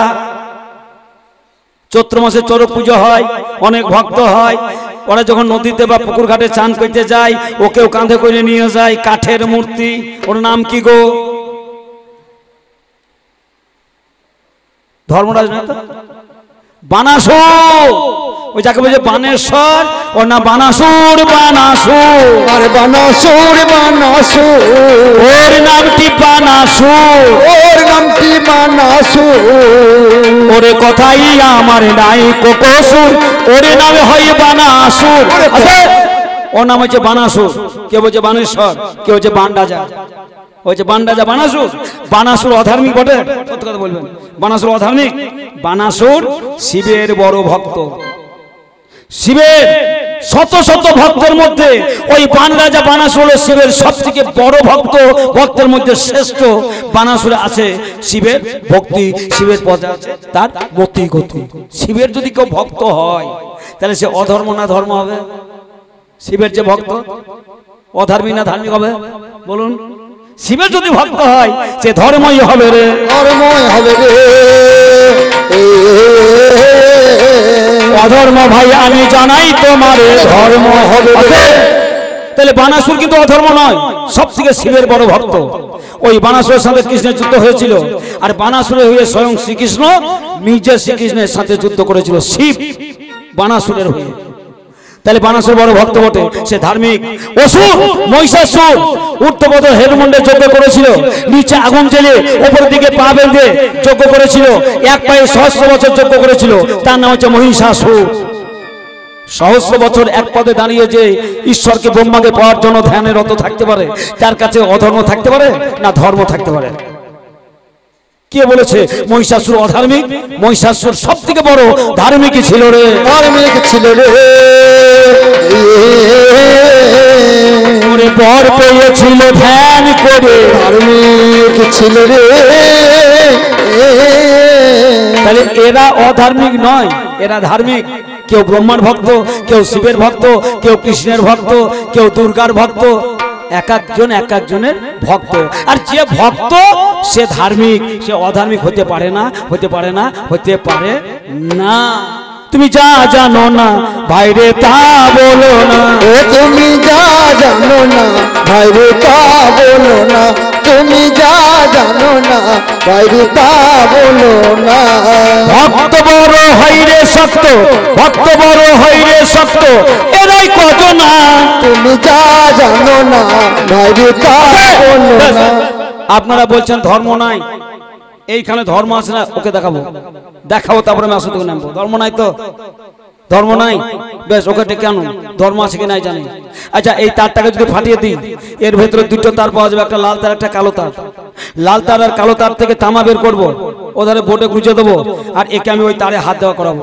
ওই শর্ট লিখে যদি ফট না হয়ে যায় তাহলে জানবো কারেন্টের ধর্মই নাই। কারেন্টের ধর্ম লাইন থাকলে শর্ট মারবে, ওকে একবার লাইন দিয়ে ওকে হাত দিয়ে নাই থাকবে বলুন তো। ওকে যদি শর্ট না লাগে তাহলে জানবো ধর্ম নাই, আর যদি শর্ট লেগে মরে যায় তাহলে জানতে হবে ধর্ম আছে। কে বলেছে ধর্ম নাই? আচ্ছা, ধর্ম যদি নাই, একে একবার বলুন, ওর বাবার একটা ছবি, ওর বাবার একটা ছবি ওর সামনে আমি দেবো, ওর বাবার ছবির উপরে ওকে একবার প্রস্তাব করতে বলুন, ওর বাবার ছবির উপরে, কিংবা ওর মায়ের ছবি দিচ্ছে ওর সামনে, ওর মায়ের ছবির উপরে ওকে একবার দাঁড়িয়ে দাঁড়িয়ে প্রস্তাব করতে বলুন তো। এই যে এখানে আমার মা আছে, শ্যামা মা আছে, তারা মা আছে, এই মন্দিরে ওকে একবার দাঁড়িয়ে প্রস্তাব করতে বলুন তো। যদি প্রস্তাব করতে পারি তবে জানবো ধর্ম নাই রে, ধর্ম নাই রে। বলে যাই অধার্মিক আমি তোরে, ধর্ম নাই রে। চলো ধর্ম নাই, ওকে জলে আমি ডুবিয়ে ধরবো, জলে ডুবিয়ে ধরবো। বাঁচার জন্য যদি ছটফট না করে আর জলে ডুবিয়ে থাকার পর যদি না মরে তাহলে জানবো জলে ধর্ম নাই। চলুন ওকে পুকুরে নিয়ে গিয়ে জলে ডুবিয়ে ধরবো, ও মরে কিনা মরে নাই। ধর্ম নাই, যার যাহা আছে ধর্ম তাই তাহার কর্ম। আগুনের ধর্ম, আগুনে হাত দেওয়া হয়, আগুনে পুড়ে হইয়া যাবে ছাই। তবে সীতাকে যখন যজ্ঞে নিক্ষেপ করা গেল, ওরে সীতা কেন পড়েনি অধর্ম বলে গেল। ওই যে সীতাকে জ্বলন্ত অগ্নিকুণ্ডে নিক্ষেপ করা হয়েছিল, সীতা কেন পুড়ল না? সীতা পুড়বে না, কারণ সীতার কাছে ধর্ম ছিল। প্রহ্লাদকে আগুনে ফেলে দেওয়া হয়েছিল, আগুনে পুড়েছে, পুড়েনি। প্রহ্লাদকে জলে ফেলে দেওয়া হয়েছিল, জলে ডুবেছে, ডুবেনি। হাতি পায়ে ফেলেছিল, হাতি পদদলিত করেছে, করেনি। তরবারি বা খাড়া দিয়ে কাটতে গেল, কেটেছে, কাটেনি। কার জোরে রক্ষা পেল? সে যে ধর্মের জোরে রে, ধর্মের জোরে রে। আজ অধর্ম ভাই আমি বলি তোমারে, ধর্মের জোরে রে। যাহা যাহার কর্ম তাহাই তাহার ধর্ম। ধর্ম ছিল, ধর্ম আছে, ধর্ম থাকবে চিরদিন। ওরে ধর্মের কাছে অধর্ম হয় অতি ক্ষীণ। যাক পালা বড় করলে বাবা ভালো লাগবে না। 1 ঘন্টার ওপারে চলে গিয়েছে আমার পালাটা। বলেছে ভাই 1 ঘন্টা করে বলতে হবে। ইচ্ছা থাকলেও আমি আর দাঁড়িয়ে থাকার আমার অধিকার নেই। 1 ঘন্টার ওপার হয়ে গেছে, সেই দিকে লক্ষ্য করে পালাটা আমাকে দিতে হবে ছেড়ে। আহা না না না, ওই চরণ শরণে এরাই বিবরণে, ওই চরণ শরণে এরাই বিবরণে, ভবসাগর হইবি পার রে মন আমার। শ্রী গুরু চরণ করসা, শ্রী গুরু চরণ করসা রে মন আমার, শ্রী গুরু চরণ করসা। ওই চরণ শরণে এরাই বিমরণে, ওই চরণ শরণে এরাই বিমরণে, ভবসাগর হবে পার রে মন আমার। শ্রী গুরু চরণ করসা, শ্রী গুরু চরণ করসা রে মন আমার, শ্রী গুরু চরণ করসা। বিষয় বেশি কানে মত অনুক্ষণ, ওই না বিস্মরণে অকালে হবে মরণ। বিশ্বখানে ওই নায়ন স্বামী পান করিলে অকালে হবে মরণ। বিষয় বেশি কানে মত অনুক্ষণ, ওই না বিস্মরণে অকালে হবে মরণ। ওই না বিশ্বরণে অকালে হবে মরণ। কামিনী কাঞ্চনে মজুলি নিশিদিনে, কামিনী কাঞ্চনে মজলি নিশিদিনে, কামিনী কাঞ্চনে মজুলি নিশিদিনে, আখেরি আখেরি আখেরি হইল আধার রে মন আমার। শ্রী গুরু চরণ করসা, শ্রী গুরু চরণ করসা রে মন আমার। শ্রী গুরু চরণ করসা রে, শ্রী গুরু চরণ করসা, শ্রী গুরু চরণ করসা। মাতা পিতা ভগ্নী ভাতা, মাতা পিতা ভগ্নী ভাতা কে হতো কারণ, দুদিনের নট্যশালাই মিছে করি অভিনয়। আরে মাতা পিতা ভগ্নী ভাতা কে তো কাউরি নয়, দুদিন নট্যশালায় নিচে করি অভিনয়। মাতা পিতা ভগ্নী ভাতা কে হতো কারণ, দুদিনের নট্যশালাই মিছে করি অভিনয়। আরে মাতা পিতা ভগ্নী ভাতা কে তো কাউরি নয়, দুদিন নট্যশালায় নিচে করি অভিনয়। একাই এসেছ ভবে একাই তো যেতে হবে, একাই এসেছ ভাবে একাই তো যেতে হবে, একাই এলে ভবে একাই তো যেতে হবে। একাই এলে ভাবে একাই তো যেতে হবে। সঙ্গে বলো, সঙ্গে বলো সেদিন সঙ্গে বলো কে যাবে তোমার রে মন আমার। শ্রী গুরু চরণ করসা, ওরে শ্রী গুরু চরণ করসা রে মন আমার। শ্রী গুরু চরণ করসা, ওরে শ্রী গুরু চরণ করসা রে, শ্রী গুরু চরণ করসা। আসবে সমনে বাঁধবে কোষে নিয়ে যাবে অচিনপুরে, আসবে সমনে বাঁধবে কোষে নিয়ে যাবে অচিনপুর। অচিনপুর নয় বেশি দূর করবে না কোষে, অচিনপুর নয় রে দূর করিবে না কসু। আসবে সমনে বাঁধবে কোষে নিয়ে যাবে অচিনপুর। অচিনপুর বহু দূর করবে না কোষে, অচিনপুর বহু দূর করিবে না কসু। শূন্য খাঁচা থাকবে পড়ে প্রাণ পাখি যাবে উড়ে, শূন্য খাতা থাকবে পরে প্রাণ পাখি যাবে উড়ে, শূন্য খাঁচা থাকবে পড়ে প্রাণ পাখি যাবে উড়ে। শূন্য খাতা থাকবে পরে প্রাণ পাখি যাবে উড়ে। যতই ডাকো তারে পাখি, যতই ডাকো তারে পাখি ফিরে আসবে না আর। শ্রী গুরু চরণ করসা, ওরে শ্রী গুরু চরণ করসা রে মন আমার। শ্রী গুরু চরণ করসা, শ্রী গুরু চরণ করসা, শ্রী গুরু চরণ করসা। মাতা পিতা ভগ্নী ভাতা কে হতো কারণ, দুদিনের নট্যশালাই মিছে করো অভিনয়। মাতা পিতা ভগ্নী ভাতা কে তো কাউরি নয়, দুদিন নট্যশালা নিচে করি অভিনয়। মাতা পিতা ভগ্নী ভাতা কে হতো কারণ, দুদিনের নট্যশালাই মিছে করো অভিনয়। আর দুদিনের নট্যশালায় নিচে করো অভিনয়। একাই এসেছ ভবে একাই তো যেতে হবে, একাই এসেছ ভাবে একাই তো যেতে হবে, একাই এসেছ ভাবে একাই তো যেতে হবে, একাই এসেছ ভাবে একাই তো যেতে হবে। চোখ বুঝিলে হবে অন্ধকার রে মন আমার, সে গুরু চরণ করো সার। শ্রী গুরু চরণ করো সার রে মন আমার, শ্রী গুরু চরণ করো সার। ছাড়ি ছাড়ি এইখানেতে আমার পালা ছাড়ি, প্রেমানন্দ চান বদনে বলুন হরি হরি। ছাড়ি ছাড়ি এইখানেতে আমার পালা ছাড়ি, প্রেমানন্দ চান বদনে বলুন সবাই হরি। ছাড়ি ছাড়ি এইখানেতে আমার পালা ছাড়ি, চান বদনে মন আনন্দে বলুন হরি হরি। চান বদনে মন আনন্দে বলুন হরি হরি। যত মা ভগিনী দেবেন হুলুর ধ্বনি, যত মা ভগিনী দেবেন হুলুর ধ্বনি, যত মা ভগিনী দেবেন হুলুর ধ্বনি, যত মা ভগিনী দেবেন হুলুর ধ্বনি। হুলুর ধ্বনি মঙ্গল ধ্বনি, মাগো হুলুর ধ্বনি মঙ্গল ধ্বনি, মঙ্গল হবে গো সংসার রে মন আমার, শ্রী গুরু চরণ করো সার। শ্রী গুরু চরণ করো সার রে মন আমার, শ্রী গুরু চরণ করো সার। শ্রী গুরু চরণ করো সার রে মন আমার, শ্রী গুরু চরণ করো সার। শ্রী গুরু চরণ করো সার, শ্রী গুরু চরণ করো সার।